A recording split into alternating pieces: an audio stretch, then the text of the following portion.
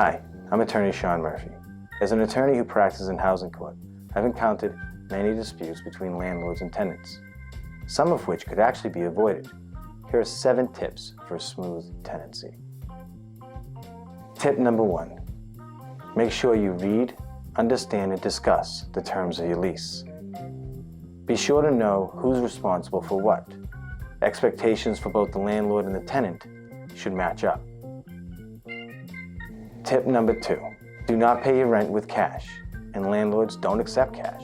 Either money order or check, but be sure there's some sort of record for the payments that are coming in. Tip number 3. Be sure to make all communications in some sort of written form, whether it be text or email. Avoid any kind of verbal agreements. Make sure you back up the electronic text messages or emails to either the cloud or on an external drive. Tip number 4. Landlords, avoid taking a security deposit.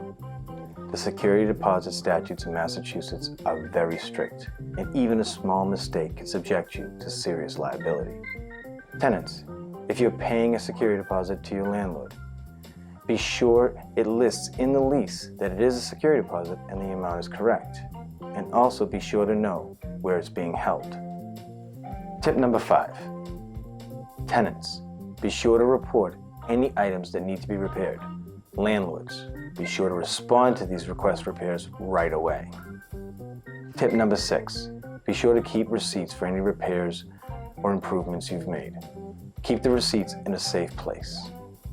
Tip number 7. If a dispute arises between the landlord and tenant, seek out a housing attorney. Housing court is a very specialized area, and there's only a few people who actually practice in it, so be sure to consult with a housing attorney. Thank you for watching this segment of Legal Tips with attorney Sean Murphy.